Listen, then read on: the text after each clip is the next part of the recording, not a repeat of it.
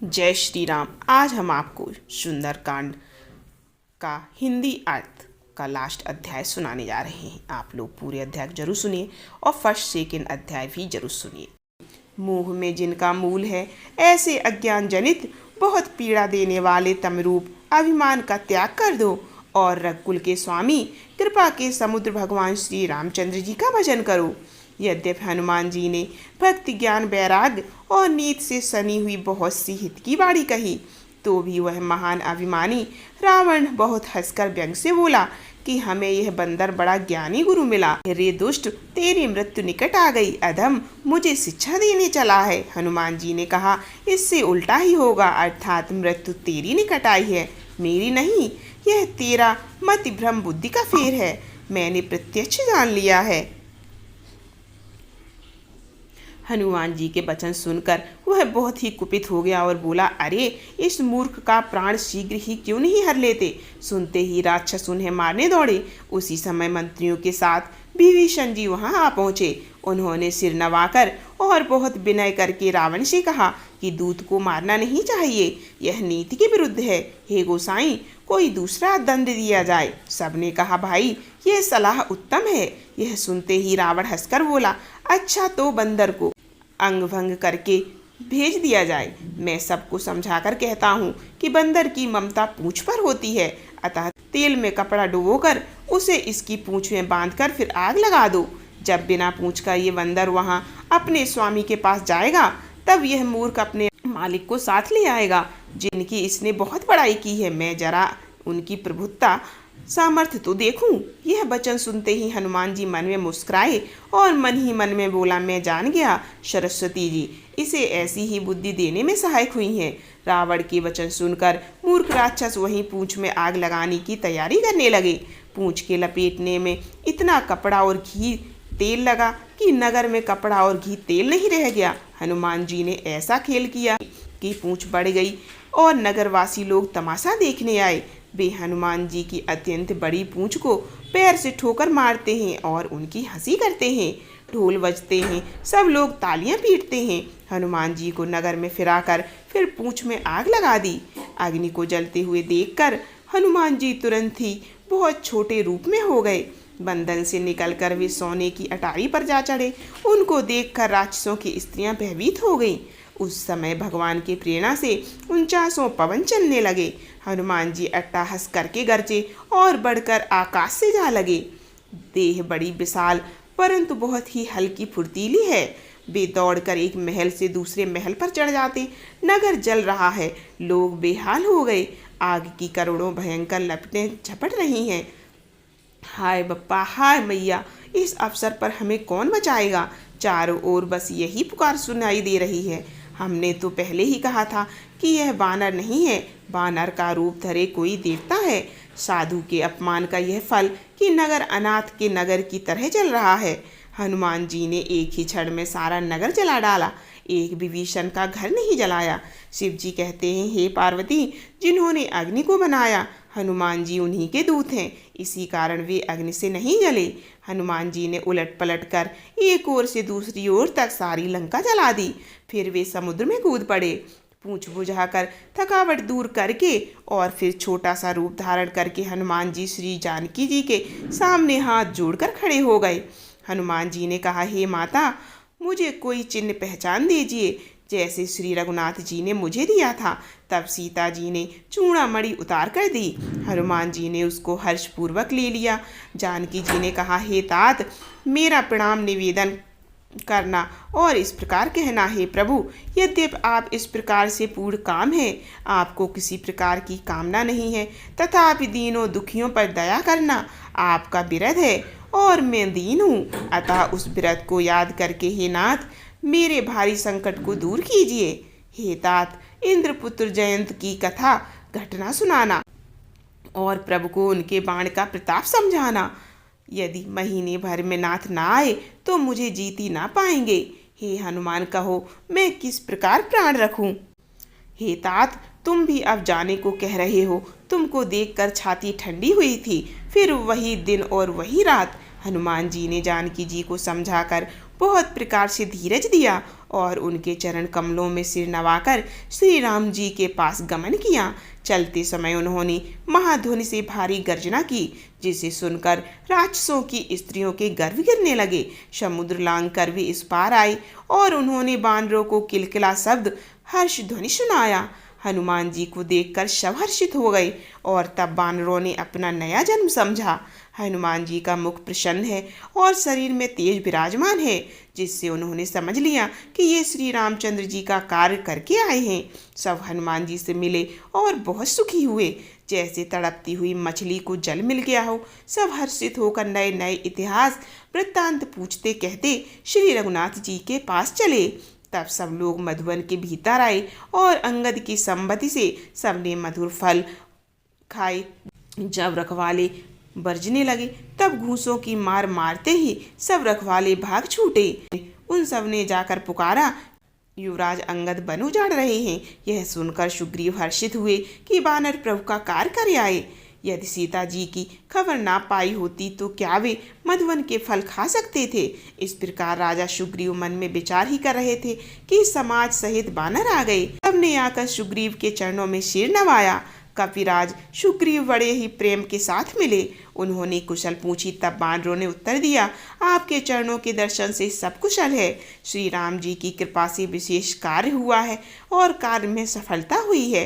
हे नाथ, हनुमान ने सब कार्य किया और सब वानरों के प्राण बचा लिए।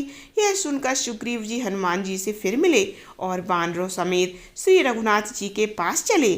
श्री राम जी ने जब वानरों को कार्य किए हुए आते देखा तब उनके मन में विशेष हर्ष हुआ। दोनों भाई स्फटिक शिला पर बैठे थे। सब वानर जाकर उनके चरणों में गिर पड़े। दया की राशि श्री रघुनाथ जी सबसे प्रेम सहित गले लगकर मिले और कुशल पूछी। वानरों ने कहा, हे नाथ, आपके चरण कमलों के दर्शन पाने से सब कुशल है। जामवान ने कहा, हे रघुनाथ जी सुनिए। हे नाथ, जिस पर आप दया करते हैं उसे सदा कल्याण और निरंतर कुशल है। देवता, मनुष्य और मुनि सभी उस पर प्रसन्न रहते हैं। वही विजयी है, वही विनयी है, वही गुणों का समुद्र बन जाता है। उसी का सुंदर यश तीनों लोकों में प्रकाशित होता है। प्रभु की कृपा से सब कार्य हुआ। आज हमारा जन्म सफल हो गया। हे नाथ, पवन पुत्र हनुमान ने जो करने की उसका 1000 मुखों से भी वर्णन नहीं किया जा सकता। तब जामवान ने हनुमान जी के सुंदर चरित्रकार श्री रघुनाथ जी को सुनाए। वे चरित्र सुनने पर कृपा निधि श्री रामचंद्र जी के मन में बहुत ही अच्छे लगे। उन्होंने हर्षित होकर हनुमान जी को फिर से हृदय से लगा लिया और कहा, हे तात, कहो सीता किस प्रकार रहती है और अपने प्राणों की रक्षा करती है। हनुमान जी ने कहा, आपका नाम दिन रात पहरा देने वाला है। आपका ध्यान ही किवाड़ है। नेत्रों को अपने चरणों में लगाए रहती हैं, यही ताला लगा है। फिर प्राण जाएं तो किस मार्ग से। चलते समय उन्होंने मुझे चूड़ामणि उतार कर दी। श्री रघुनाथ जी ने उसे लेकर हृदय से लगा लिया। हनुमान जी ने फिर कहा, हे नाथ, दोनों नेत्रों में जल भरकर जानकी जी ने मुझसे कुछ वचन कहे हैं। छोटे भाई समेत प्रभु के चरण पकड़ना और कहना कि आप दीन बंधु हैं, शरणागत के दुखों को हरने वाले हैं और मैं मन वचन कर्म से आपके चरणों की अनुरागनी हूँ। फिर स्वामी, आपने मुझे किस अपराध से त्याग दिया। हाँ, एक दोष मैं अपना अवश्य मानती हूँ कि आपका वियोग होते ही मेरे प्राण नहीं चले गए, किंतु हे नाथ, यह तो नेत्रों का अपराध है जो प्राणों के निकलने में हठपूर्वक बाधा देते हैं। विरह अग्नि है, शरीर रुई है और श्वास पवन। इस प्रकार अग्नि और पवन का सहयोग होने से यह शरीर क्षण मात्र में जल सकता है, परंतु नेत्र अपने हित के लिए प्रभु का स्वरूप देखकर सुखी होने के लिए जल आंसू बरसाते हैं, जिससे विरह की आग से भी देह नहीं जलने पाती। सीता जी की विपत्ति बहुत बड़ी है। हे दीन दयालु, वह बिना कहे ही अच्छी है। कहने से आपको बड़ा क्लेश होगा। हे करुणा निधान, उनका एक एक पल एक कल्प के समान बीतता है। अतः हे प्रभु, तुरंत चलिए, अपनी भुजाओं के बल से दुष्टों के दल को जीत कर सीता जी को ले आइए। सीता जी का दुख सुनकर सुख के धाम प्रभु के कमल नेत्रों में जल भर आया और बोले, मन वचन और शरीर से जिसे मेरी ही गति, मेरा ही आश्रय है, उसे क्या स्वप्न में भी विपत्ति हो सकती है। हनुमान जी ने कहा, हे प्रभु, विपत्ति तो वही तभी है जब आपका भजन स्मरण ना हो। हे प्रभु, राक्षसों की बात ही कितनी है, आप शत्रु को जीत कर जानकी जी को ले आए। भगवान जी कहने लगे, हे हनुमान सुन, तेरे समान मेरा उपकारी देवता, मनुष्य अथवा मुनि कोई भी शरीरधारी नहीं है। मैं तेरा प्रत्युपकार बदले में उपकार तो क्या करूं? मेरा मन भी तेरे सामने नहीं हो सकता। हे पुत्र सुन, मैंने मन में खूब विचार करके देख लिया कि मैं तुझसे उत्तीर्ण नहीं हो सकता। देवताओं के रक्षक प्रभु बार बार हनुमान जी को देख रहे हैं। नेत्रों में प्रेम अश्रुओं का जल भरा है और शरीर अत्यंत पुलकित है। प्रभु के वचन सुनकर उनके प्रसन्न मुख तथा पुलकित अंगों को देखकर हनुमान जी हर्षित हो गए और प्रेम में विकल होकर, हे भगवान मेरी रक्षा करो कहते हुए श्री राम जी के चरणों में गिर पड़े। प्रभु उनको बार बार उठाना चाहते हैं, परंतु प्रेम में डूबे हुए हनुमान जी को चरणों से उठाना सुहाता नहीं।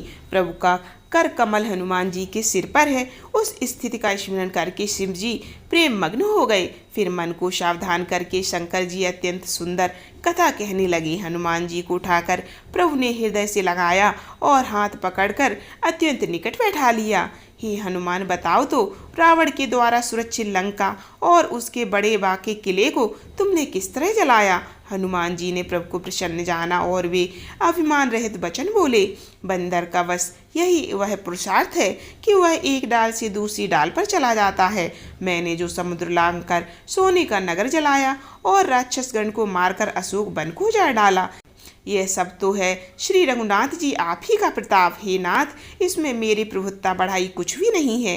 हे प्रभु, जिस पर आप प्रसन्न हो उसके लिए कोई कार्य कठिन नहीं है। आपके प्रभाव से रुई तो स्वयं बहुत जल्दी जल जाने वाली वस्तु है, बड़ नावल को निश्चय ही जला सकती है, अर्थात असंभव को भी संभव बना सकती है। हे नाथ, मुझे अत्यंत सुख देने वाली आपकी निश्चल भक्ति कृपा करके दीजिए। हनुमान जी की अत्यंत सरल वाणी सुनकर, हे भवानी, तब श्री रामचंद्र जी ने एवं मस्तु ऐसा ही कहा। हे उमा, जिसने श्री रामचंद्र जी का स्वभाव जान लिया उसे भजन छोड़कर दूसरी बात ही नहीं सुहाती। यह स्वामी सेवक का संवाद है। जिसके हृदय में आ गया वही श्री रघुनाथ जी के चरणों में भक्ति पा गया।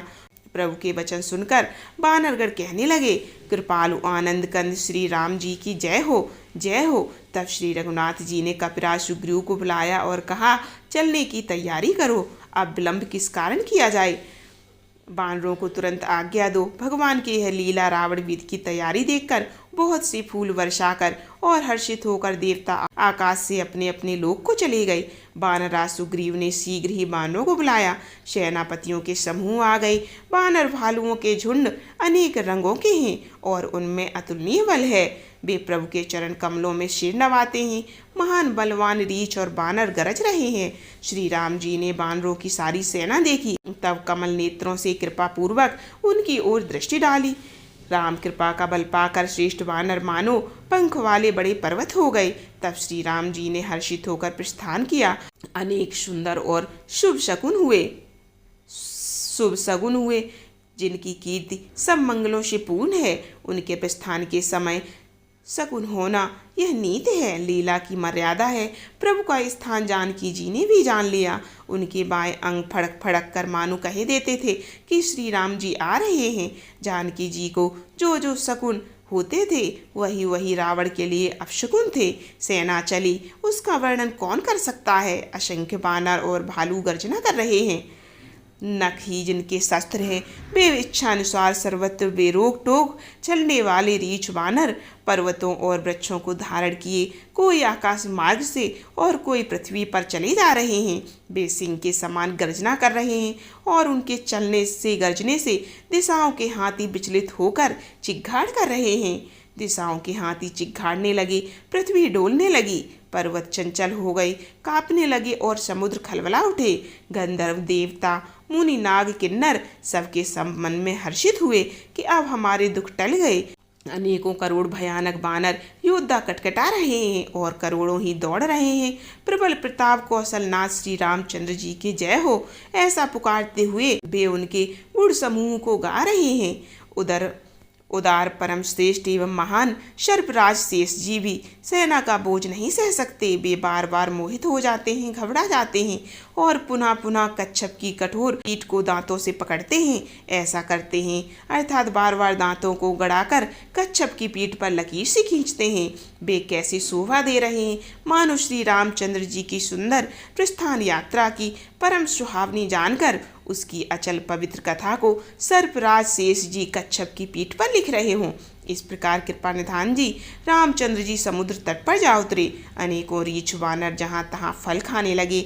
वहाँ लंका में जब से हनुमान जी लंका को जलाकर गए, तब से राक्षस भयभीत रहने लगे। अपने अपने घरों में सब विचार करते हैं कि अब राक्षस कुल की रक्षा का कोई उपाय नहीं है।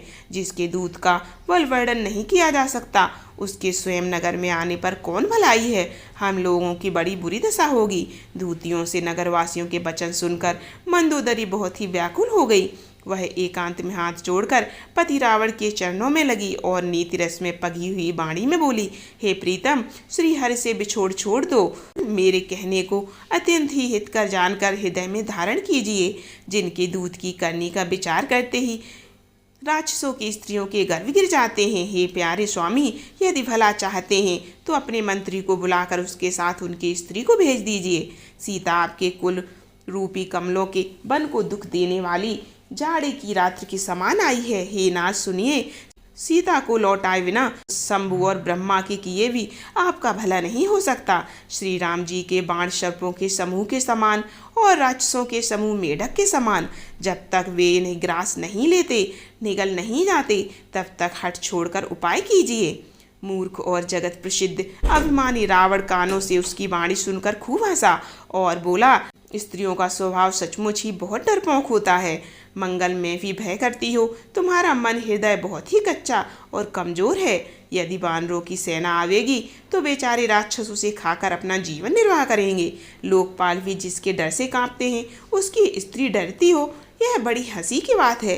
रावण ने ऐसा कहकर हंसकर उसे हृदय से लगा लिया और ममता बढ़ाकर अधिक स्नेह दर्शाकर वह सभा में चला गया। मंदोदरी हृदय में विचार करने लगी कि पति पर विधाता प्रतिकूल हो गए।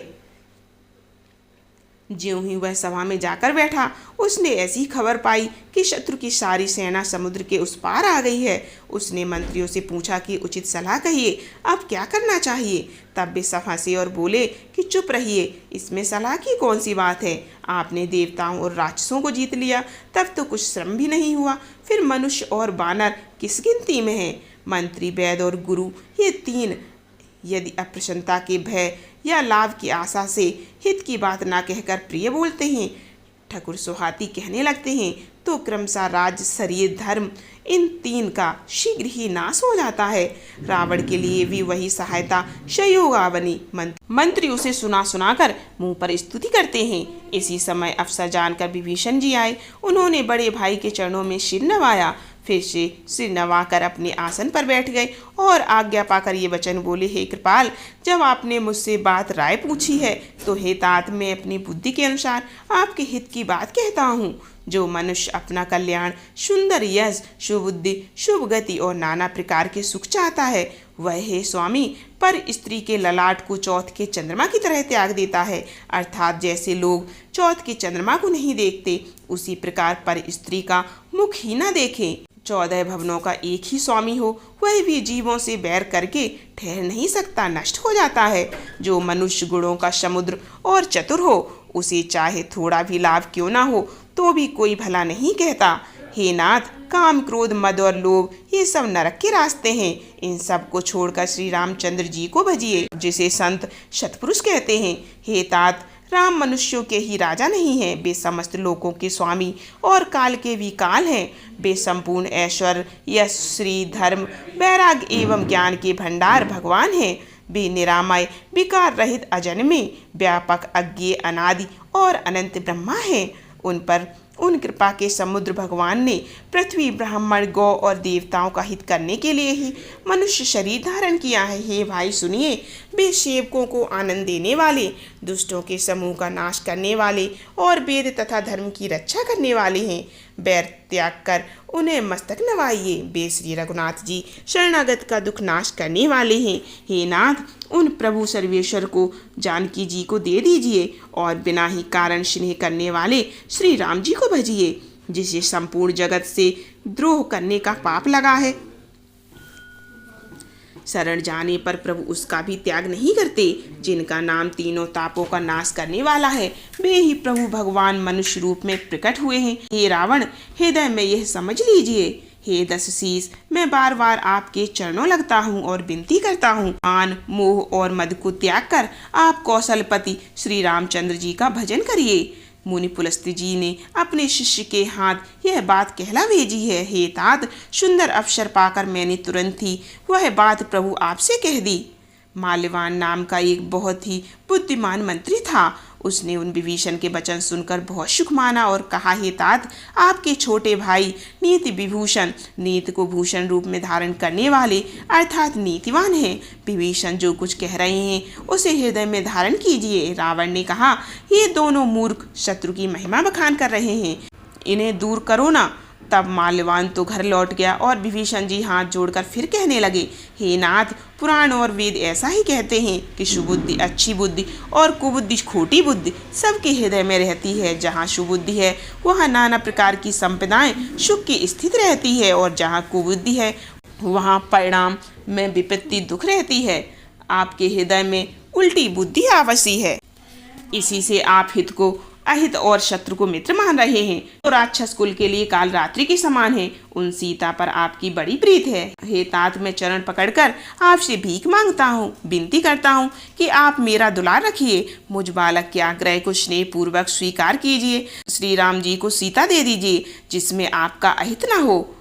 विभीषण ने पंडितों, पुराणों और वेदों द्वारा सम्मत अनुमोदित वाणी से नीति बखान कर कही, पर उसे सुनते ही रावण क्रोधित होकर उठा और बोला कि रे दुष्ट, अब मृत्यु तेरे निकट आ गई है। अरे मूर्ख, तू जीता तो है सदा मेरा जिलाया हुआ, अर्थात मेरे ही अन्न से पला है, पर रे मूढ़, पक्ष तुझे शत्रु का ही अच्छा लगता है। अरे दुष्ट, बताना, जगत में ऐसा कौन है जिसे मैंने अपनी भुजाओं के बल से न जीता हो। मेरे नगर में रहकर प्रेम करता है, तपस्वियों पर मूर्ख, उन्हीं से जा मिल और उन्हीं को नीति बता। ऐसा कहकर रावण ने उन्हें लात मारी, परंतु छोटे भाई विभीषण ने मारने पर भी बार बार उनके चरण ही पकड़े। शिव जी कहते हैं, हे उमा, संत की यही बड़ाई महिमा है कि वे बुराई करने पर भी बुराई करने वाले की भलाई ही करते हैं। विभीषण ने कहा, आप मेरे पिता के समान हैं, मुझे मारा तो अच्छा ही किया, परंतु हे नाथ, आपका भला श्री राम जी को भजने में ही है। इतना कहकर विभीषण अपने मंत्रियों को साथ लेकर आकाश मार्ग में गए और सबको सुनाकर वे ऐसा कहने लगे, श्री रामचंद्र जी सत्य संकल्प एवं सर्वसमर्थ प्रभु हैं और हे रावण, तुम्हारी सभा काल के वश है, अतः मैं अब श्री रघुनाथ जी की शरण जाता हूँ, मुझे दोष न देना। ऐसा कहकर विभीषण ज्यों ही चले त्यों ही सब राक्षस आयुहीन हो गए, उनकी मृत्यु निश्चित हो गई। शिव जी कहते हैं, हे भवानी, साधु का अपमान तुरंत ही संपूर्ण कल्याण की हानि नाश कर देता है। रावण ने जिस क्षण विभीषण को त्यागा उसी क्षण वह अभागा वैभव ऐश्वर्य से हीन हो गया था। विभीषण जी हर्षित होकर मन में अनेकों मनोरथ करते हुए श्री रघुनाथ जी के पास चले। वे सोचते जाते थे, मैं जाकर भगवान के कोमल और लाल वर्ण के सुंदर चरण कमलों के दर्शन करूंगा, जो सेवकों को सुख देने वाले हैं, जिन चरणों का स्पर्श पाकर ऋषि पत्नी अहिल्या तर गई और जो दंडवन को पवित्र करने वाले हैं, जिन चरणों को जानकी जी ने हृदय में धारण कर रखा है, जो कपट मृग के साथ पृथ्वी पर उसे पकड़ने को दौड़े और जो चरण कमल साक्षात शिव जी के हृदय रूपी सरोवर में विराजते हैं। मेरा अहोभाग्य है, मैं उन्हीं को आज देखूंगा। जिन चरणों की पादुकाओं में भरत जी ने अपना मन लगा रखा है, आह, आज मैं उन्हीं चरणों को अभी जाकर इन नेत्रों से देखूंगा। इस प्रकार प्रेम सहित विचार करते हुए वे शीघ्र ही समुद्र के इस पार, जिधर श्री रामचंद्र जी की सेना थी, आ गए। वानरों ने विभीषण को आते देखा तो उन्होंने जाना कि शत्रु का कोई दूत है। उन्हें पहरे पर ठहराकर वे सुग्रीव के पास गए और उनको सब समाचार कह सुनाया। सुग्रीव ने श्री रामचंद्र जी के पास जाकर कहा, हे रघुनाथ जी सुनिए, रावण का भाई आपसे मिलने आया है। प्रभु श्री राम जी ने कहा, हे मित्र, तुम क्या समझते हो, तुम्हारी क्या राय है। वानरराज सुग्रीव ने कहा, हे महाराज सुनिए, राक्षसों की माया जानी नहीं जाती। यह इच्छा अनुसार रूप बदलने वाला छली न जाने किस कारण आया है। जान पड़ता है यह मूर्ख हमारा भेद लेने आया है, इसीलिए मुझे तो यही अच्छा लगता है कि इसे बांध रखा जाए। श्री राम जी ने कहा कि हे मित्र, तुमने नीति तो अच्छी विचारी, परंतु मेरा प्रण तो है शरणागत के भय को हर लेना। प्रभु के वचन सुनकर हनुमान जी हर्षित हुए और मन ही मन कहने लगे कि भगवान कैसे शरणागत वत्सल शरण में आए हुए पर पिता की भांति प्रेम करने वाले। श्री राम जी फिर बोले, जो मनुष्य अपने अहित का अनुमान करके शरण में आए हुए का त्याग कर देते हैं वे क्षुद्र हैं, पापमय हैं, उन्हें देखने में भी हानि है, पाप लगता है। जिसे करोड़ों ब्राह्मणों की हत्या लगी हो, शरण में आने पर भी मैं उसे नहीं त्यागता। जीव ज्यों ही मेरे सम्मुख होता है त्यों ही उसके करोड़ों जन्मों के पाप नष्ट हो जाते हैं। पापी का यह सहज स्वभाव होता है कि मेरा भजन उसे कभी नहीं सुहाता। यदि वह रावण का भाई निश्चय ही दुष्ट हृदय का होता तो क्या वह मेरे सम्मुख आ सकता था। जो मनुष्य निर्मल मन का होता है वही मुझे पाता है। मुझे कपट और छल छिद्र नहीं सुहाते। यदि उसे रावण ने भेद लेने को भेजा है तब भी हे सुग्रीव, अपने को कुछ भी भय या हानि नहीं है, क्योंकि हे सखे, जगत में जितने भी राक्षस हैं लक्ष्मण क्षण भर में उनको मार सकते हैं, और यदि वह भयभीत होकर मेरी शरण आया है तो मैं तो उसे प्राणों की तरह रखूंगा। कृपा के धाम श्री राम जी ने हंसकर कहा, दोनों ही स्थितियों में उसे ले आओ। तब अंगद और हनुमान सहित सुग्रीव जी कृपालु श्री राम जी की जय जय करते हुए चले। विभीषण को आदर सहित आगे करके बानर फिर वहां चले जहां करुणा की खान श्री रघुनाथ जी थे, नेत्रों का आनंद का दान देने वाले। अत्यंत सुखद दोनों भाइयों को विभीषण जी ने दूर ही से देखा। फिर शोभा के धाम श्री राम जी को देखकर वे पलक रोक कर ठिठक कर स्तब्ध होकर एकटक देखते ही रह गई। भगवान की विशाल भुजाएं हैं, लाल कमल के समान नेत्र हैं और शरणागत के भय का नाश करने वाला सांवला शरीर है। सिंह के से कंधे हैं, विशाल वृक्ष स्थल, चौड़ी छाती अत्यंत शोभा दे रही है। असंख्य कामदेवों के मन को मोहित करने वाला मुख है। भगवान के स्वरूप को देखकर विभीषण जी के नेत्रों में प्रेम अश्रुओं का जल भर आया और शरीर अत्यंत पुलकित हो गया। फिर मन में धीरज करके उन्होंने कमल वचन कहे, हे नाथ, मैं दशमुख रावण का भाई हूँ। हे देवताओं के रक्षक, मेरा जन्म राक्षस कुल में हुआ है। मेरा तामसी शरीर है। स्वभाव से ही मुझे पाप प्रिय है। जैसे उल्लू को अंधकार पर सहज स्नेह होता है, मैं कानों से आपका सुयस सुनकर आया हूँ कि प्रभु भव जन्म मरण के भय का नाश करने वाले हैं। हे दुखियों के दुख दूर करने वाले और शरणागत को सुख देने वाले श्री रघुवीर, मेरी रक्षा कीजिए, रक्षा कीजिए। प्रभु ने उन्हें ऐसा कहकर दंडवत प्रणाम करते देखा तो वे अत्यंत हर्षित होकर तुरंत उठे। विभीषण जी के दीन वचन सुनने पर प्रभु के मन को बहुत भाए। उन्होंने अपनी विशाल भुजाओं को पकड़कर उनको हृदय से लगा लिया। छोटे भाई लक्ष्मण जी सहित गले मिलकर उनको अपने पास बैठाकर श्री राम जी भक्तों के भय को हरने वाले वचन बोले, हे लंकेश, परिवार सहित अपनी कुशल कहो। तुम्हारा निवास बुरी जगह पर है, दिन रात दुष्टों की मंडली में बसते हो। ऐसी दशा में हे सखे, तुम्हारा धर्म किस प्रकार निभता है। मैं तुम्हारी सब रीति आचार व्यवहार को जानता हूँ। तुम अत्यंत नीति निपुण हो, तुम्हें अनीति नहीं सुहाती। हे तात, नरक में रहना बरन अच्छा है, परंतु विधाता दुष्ट का संग कभी न दे। विभीषण ने कहा, हे रघुनाथ जी, अब आपके चरणों का दर्शन कर कुशल से हूँ। जो आपने अपना सेवक जानकर मुझ पर दया की है, तब तक जीव की कुशल नहीं और न स्वप्न में भी उसके मन को शांति है, जब तक वह सुख के घर काम विषय वासना को छोड़कर श्री राम जी को नहीं भजता।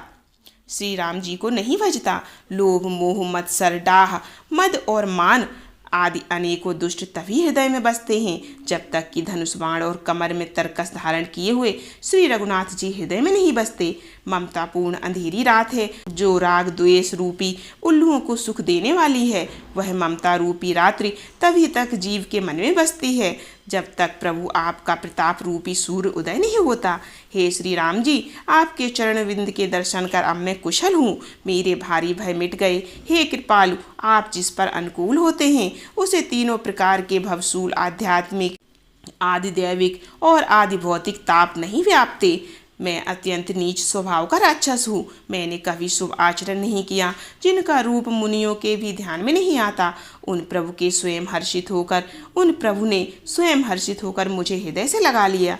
हे कृपा और सुख के पुंज श्री राम जी, मेरा अत्यंत असीम सौभाग्य है जो मैंने ब्रह्मा और शिव जी के द्वारा सेवित युगल चरण कमलों को अपने नेत्रों से देखा। श्री राम जी ने कहा, हे सखा सुन, मैं तुम्हें अपना स्वभाव कहता हूँ, जिसे काकभूषण शिव जी और पार्वती जी भी जानती हैं। कोई मनुष्य संपूर्ण जड़ चेतन जगत का द्रोही हो, यदि वह भी भयभीत होकर मेरी शरण तक कर आ जाए और मदमोह तथा नाना प्रकार के छल कपट त्याग दे, तो मैं उसे बहुत शीघ्र ही साधु के समान कर देता हूँ। माता पिता, भाई पुत्र, शरीर, स्त्री, धन, घर, मित्र और परिवार, इन सब के ममत्व रूपी टांगों को बटोरकर और उन सब की एक डोरी बनाकर उसके द्वारा जो अपने मन को मेरे चरणों में बांध देता है, सारी सांसारिक संबंधों का केंद्र मुझे बना लेता है। जो समदर्शी है, जिसे कुछ इच्छा नहीं है और जिसके मन में हर्ष और शोक भय नहीं है, ऐसा सज्जन मेरे हृदय में कैसे बसता है, जैसे लोभी के हृदय में धन बसा है। तुम शरीके संत ही मुझे प्रिय हैं। मैं और किसी के निहोरे से कृतज्ञतावश देह धारण नहीं करता। जो सगुण साकार भगवान के उपासक हैं, दूसरे के हित में लगे रहते हैं, नीति और नियमों में दृढ़ हैं और जिन्हें ब्राह्मणों के चरणों में प्रेम है, ये मनुष्य मेरे प्राणों के समान है। हे लंकापति सुनो, तुम्हारे अंदर उपयुक्त सब गुण हैं, इससे तुम मुझे अत्यंत प्रिय हो। श्री राम जी के वचन सुनकर सब वानरों के समूह कहने लगे, कृपा के समूह श्री राम जी की जय हो। प्रभु की वाणी सुनते हैं और उसे कानों के लिए अमृत जानकर विभीषण जी घाते नहीं हैं। वे बार बार श्री राम जी के चरण कमलों को पकड़ते हैं। अपार प्रेम है, हृदय में समाता नहीं है। विभीषण जी ने कहा, हे देव, चराचर जगत के स्वामी, शरणागत के रक्षक, सबके हृदय के भीतर की जानने वाले, सुनिए। मेरे हृदय में पहले कुछ वासना थी, वह प्रभु के चरणों की प्रीत रूपी नदी में बह गई। अब तो हे कृपालु, शिव जी के मन को सदैव प्रिय लगने वाली अपनी पवित्र भक्ति मुझे दीजिए। एवं अस्तु, ऐसा ही हो। ऐसा कहकर रणधीर प्रभु श्री राम जी ने तुरंत ही समुद्र का जल मांगा और कहा, हे सखा, यद्यपि तुम्हारी इच्छा नहीं है, पर जगत में मेरा दर्शन अमोघ है, वह निष्फल नहीं जाता। ऐसा कहकर श्री राम जी ने उनको राज तिलक कर दिया। आकाश से पुष्पों की वर्षा होने लगी। श्री राम जी ने रावण की क्रोध रूपी अग्नि में, जो अपनी विभीषण की श्वास वचन रूपी पवन से प्रचंड हो रही थी, जलते हुए विभीषण को बचा लिया और उसे अखंड राज्य दे दिया। शिव जी ने जो संपत्ति रावण को 10 शीशों की बलि देने पर दी थी, वह संपत्ति श्री रघुनाथ जी ने विभीषण जी को बहुत सकुचाते हुए दे दी। ऐसे परम कृपालु प्रभु को छोड़कर जो मनुष्य दूसरे को भजते हैं, वे बिना सींग पूंछ के पशु हैं। अपना सेवक जानकर विभीषण जी को श्री राम जी ने अपना बना लिया। प्रभु का स्वभाव वानर कुल के मन को बहुत भाया। फिर सब कुछ जानने वाले, सबके हृदय में बसने वाले, सर्वस्वरूप सबसे रहित, उदासीन कारण से भक्तों पर कृपा करने के लिए मनुष्य बने हुए तथा राक्षसों के कुल का नाश करने वाले श्री राम जी नीति की रक्षा करने वाले वचन बोले। हे वीर वानराज सुग्रीव और लंकापति विभीषण, सुनो, इस गहरे समुद्र को किस प्रकार पार किया जाए। अनेक जाति के मगर, सांप और मछलियों से भरा हुआ यह अत्यंत अतः समुद्र पार करने में सब प्रकार से कठिन है। विभीषण जी ने कहा, रघुनाथ जी सुनिए, यद्यपि आपका एक बाण ही करोड़ों समुद्रों को सूखने वाला है, सूख सकता है, तथापि नीति ऐसी कही गई है, उचित यह होगा कि पहले जाकर समुद्र से प्रार्थना की जाए। हे प्रभु, समुद्र आपके कुल के बड़े पूर्वज हैं, वे विचारक उपाय बतला देंगे। तब रीछ और बानरों की सारी सेना बिना ही परिश्रम के समुद्र के पार उतर जाएगी। श्री राम जी ने कहा, हे सखा, तुमने बड़ा अच्छा उपाय बताया, यही किया जाए। यदि देव सहायक हो। यह सलाह लक्ष्मण जी के मन को अच्छी नहीं लगी। श्री राम जी के वचन सुनकर तो उन्होंने बहुत ही दुख पाया। लक्ष्मण जी ने कहा, हे नाथ, देव का कौन सा भरोसा, मन में क्रोध कीजिए, ले आइए और समुद्र को सुखा डालिए। यह देव तो कायर के मन का एक आधार तसल्ली देने का उपाय है। आलसी लोग ही देव देव पुकारा करते हैं। ऐसा सुनकर श्री रघुवीर जी हंसकर बोले, ऐसा ही करेंगे, मन में धीरज रखो। ऐसा कहकर छोटे भाई को समझाकर प्रभु श्री रामचंद्र जी समुद्र के समीप आ गए। उन्होंने पहले सिर निवाकर प्रणाम किया, फिर किनारे पर कुछ बिछाकर बैठ गए। इधर ज्यों ही विभीषण जी प्रभु के पास आए, त्यों ही रावण ने उनके पीछे दूत भेज दिए। कपट से बानर का शरीर धारण कर उन्होंने सब लीलाएं देखी। वे अपने हृदय में प्रभु के गुणों की और शरणागत पर उनके स्नेह की सराहना करने लगे। फिर वे प्रकट रूप में भी अत्यंत प्रेम के साथ श्री राम जी के स्वभाव की बड़ाई करने लगे। उन्हें दुराव कपट वेश भूल गया। सब बानरों ने जाना कि यह शत्रु के दूत है और वे उन सबको बांधकर सुग्रीव के पास ले आए। सुग्रीव ने कहा, सब बानरों सुनो, राक्षसों के अंग भंग करके भेज दो। सुग्रीव के वचन सुनकर बानर दौड़े। दूतों को बांधकर उन्होंने सेना के चारों ओर घुमाया। बानर उन्हें बहुत तरह से मारने लगे। वे दीन होकर पुकारते थे, फिर भी बानरों ने उन्हें नहीं छोड़ा। तब दूतों ने पुकार कर कहा, जो हमारे नाक कान काटेगा उसे कौशलाधीश श्री रामचंद्र जी की सौगंध है। यह सुनकर लक्ष्मण जी ने सबको निकट बुलाया। उन्हें बड़ी दया लगी। इससे हंसकर उन्होंने राक्षसों को तुरंत ही छुड़ा दिया। उनसे कहा, रावण के हाथ में यह चिट्ठी देना और कहना, हे कुलघातक, लक्ष्मण के शब्दों संदेशों को बाँचो। फिर उस मूर्ख से जवानी यह मेरा उदार कृपा से भरा हुआ संदेश कहना कि सीता जी को देकर उनसे श्री राम जी से मिले, नहीं तो तुम्हारा काल आ गया समझो। लक्ष्मण जी के इस चरणों में मस्तक नवाकर श्री राम जी के गुणों की कथा का वर्णन करते हुए दूत तुरंत ही चल दिए। श्री राम जी का यश कहते हुए वे लंका में आए और उन्होंने रावणों के चरणों में सिर नवाए। दशमुख रावण ने हंसकर बात पूछी, अरे शुक, अपनी कुशल क्यों नहीं कहता? फिर उस विभीषण का समाचार सुना, मृत्यु जिसके अत्यंत निकट आ गई। मूर्ख ने राज करते हुए लंका को त्याग दिया। अब जौ का कीड़ा घुन बनेगा। जो जौ के साथ जैसे घुन भी पिस जाता है, वैसे ही नर बानरों के साथ हुए भी मारा जाएगा। फिर भालू और बानरों की सेना का हाल कह, जो कठिन काल की प्रेरणा से यहाँ चली आई है और जिनके जीवन का रक्षक कोमल चित्त वाला बेचारा समुद्र बन गया है। अर्थात उनके और राक्षसों के बीच में यदि समुद्र ना होता तो अब तक राक्षस उन्हें मारकर खा गए होते। फिर उन तपस्वियों की बात बता जिनके हृदय में मेरा बड़ा डर है।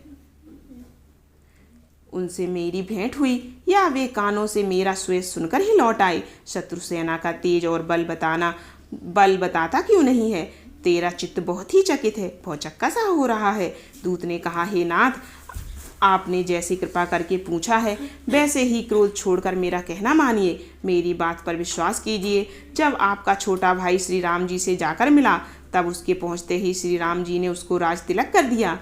हम रावण के दूत हैं, यह कानों से सुनकर बानरों ने हमें बांधकर बहुत कष्ट दिए, यहाँ तक कि हमारे नाक कान काटने लगे। श्री राम जी की शपथ दिलाने पर कहीं उन्होंने हमको छोड़ा। हे नाथ, आपने श्री राम जी की सेना पूछी सो वह तो 100 करोड़ मुखों से भी वर्णन नहीं की जा सकती। अनेकों रंगों के भालू और बानरों की सेना है। वो भयंकर मुख वाले हैं, विशाल शरीर वाले और भयानक हैं। जिसने नगर को जलाया और आपके पुत्र अक्षय कुमार को मार डाला, उसका बल तो सब बानरों में थोड़ा है। असंख्य नामों वाले बड़े ही कठोर और भयंकर योद्धा हैं। उसमें असंख्य हाथियों का बल है और वे बड़े ही विशाल हैं।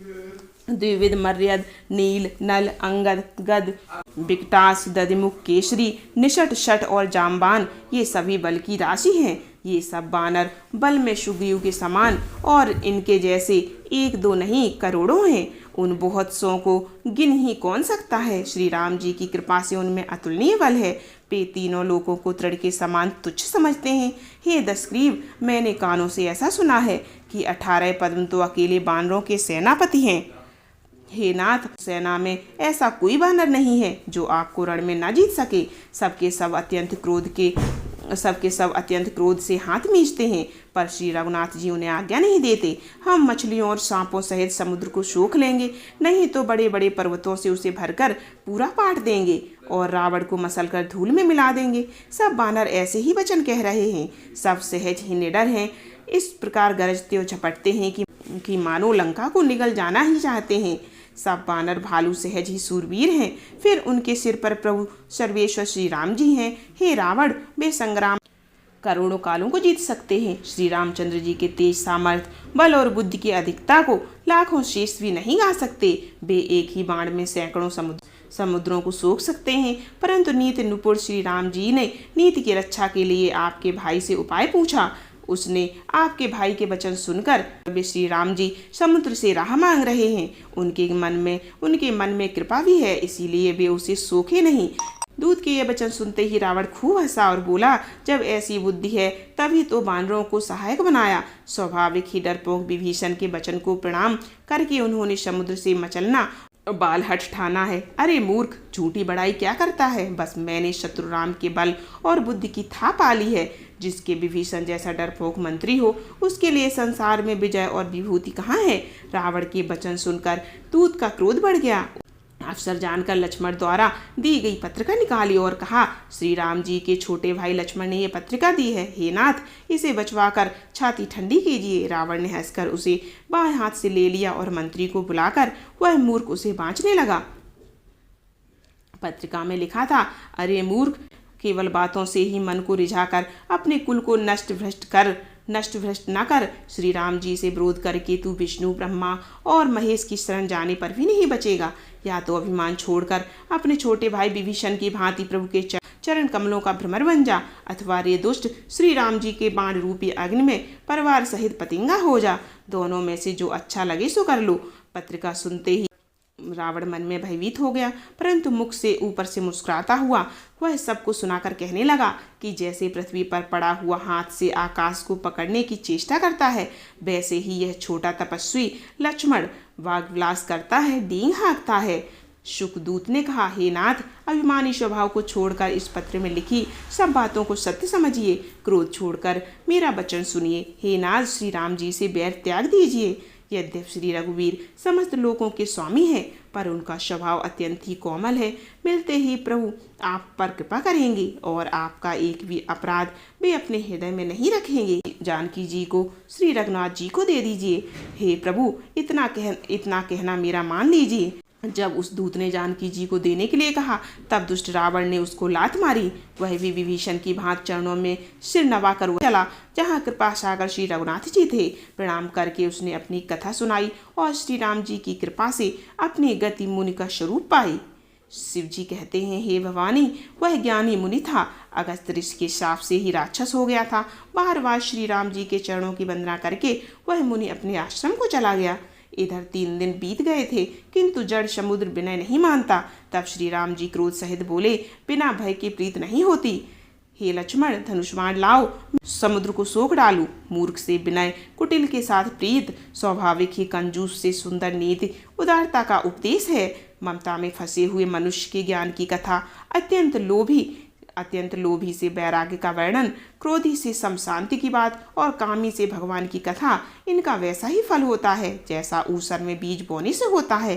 अर्थात ऊसर में बीज बोने की भांति यह सब व्यर्थ हो जाता है। ऐसा कहकर श्री रघुनाथ जी ने धनुष चढ़ाया। यह मत लक्ष्मण जी के मन को बहुत अच्छा लगा। प्रभु ने भयानक अग्निबाण संधान किया, जिससे समुद्र के हृदय के अंदर अग्नि की ज्वाला हो उठी। मगर, सांप और मछलियों के समूह व्याकुल हो गए। जब समुद्र ने जीवों को जलते जाना, तब सोने के थाल में अनेक मणियों रत्नों को भरकर अभिमान छोड़कर वह ब्राह्मण के रूप में आया। काकभूषणी जी कहते हैं, हे गरुड़ जी सुनिए, चाहे कोई करोड़ों उपाय करके सींचे, पर केला तो कटने पर ही फलता है। नीच विनय से नहीं मानता, वह डांटने पर ही झुकता है। समुद्र ने भयभीत होकर प्रभु के चरण पकड़कर कहा, हे नाथ, मेरे सब अवगुण दोष क्षमा कीजिए। हे नाथ, आकाश, वायु, अग्नि, जल और पृथ्वी, इन सब की रक्षा करनी स्वभाव से ही जड़ है। आपकी प्रेरणा से माया ने इन्हें सृष्टि के लिए उत्पन्न किया है। सब ग्रंथों ने यही गाया है, जिसके लिए स्वामी की जैसी आज्ञा है, वह उसी प्रकार से रहने में सुख पाता है। प्रभु ने अच्छा किया जो मुझे शिक्षा दंड दी, किंतु मर्यादा जीवों का स्वभाव भी आपकी ही बनाई हुई है। ढोल, गवार, शूद्र, पशु और स्त्री, ये सब शिक्षा के अधिकारी हैं। प्रभु के प्रताप से मैं सूख जाऊंगा और सेना पार उतर जाएगी। इसमें मेरी बड़ाई नहीं है, मेरी मर्यादा नहीं रहेगी, अर्थात आपकी आज्ञा का उल्लंघन नहीं हो सकता, ऐसा वेद गाते हैं। अब आपको जो अच्छा लगे मैं तुरंत वही करूं। समुद्र के अत्यंत विनीत वचन सुनकर कृपालु श्री राम जी ने मुस्कुराकर कहा, हे तात, जिस प्रकार बानरों की सेना पार उतर जाए वह उपाय बताओ। समुद्र ने कहा, हे नाथ, नील और नल 2 बानर हैं, 2 बानर भाई हैं। उन्होंने लड़कपन में ऋषि से आशीर्वाद लिया था। उनके स्पर्श कर लेने से ही भारी भारी पहाड़ भी आपके प्रताप से समुद्र पर तैर जाएंगे। मैं भी प्रभु की प्रवृत्ता को हृदय में धारण करके अपने बल के अनुसार जहाँ तक मुझसे बन पड़ेगा सहायता करूँगा। हे नाथ, इस प्रकार समुद्र को बंधाइए जिससे तीनों लोकों में आपका सुंदर यश गाया जाए। इस बाण से मेरे उत्तर तट पर रहने वाले पाप के राशि दुष्ट मनुष्यों का वध कीजिए।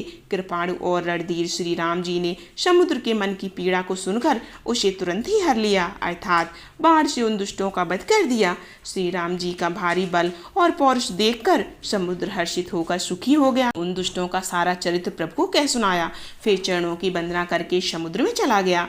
समुद्र अपने घर को चला गया। श्री रघुनाथ जी को यह मत, उसकी सलाह अच्छी लगी। यह चरित्र कलयुग के पापों को हरने वाला है। इसे तुलसीदास ने अपनी बुद्धि के अनुसार गाया है। श्री रघुनाथ जी के गढ़ समूह सुख के धाम, संदेह का नाश करने वाले और विषेद और विषाद का दमन करने वाले हैं। अरे मूर्ख मन, तू संसार का सब आशा भरोसा त्याग कर निरंतर इन्हें गा और सुन। श्री रघुनाथ जी का गुणगान संपूर्ण सुंदर मंगलों को देने वाला है। जो इसे आदर सहित सुनेंगे वे बिना किसी जहाज अन्य साधन के ही भवसागर से तर जाएंगे। यहाँ पर सुंदरकांड, संपूर्ण सुंदरकांड की कथा समाप्त होती है।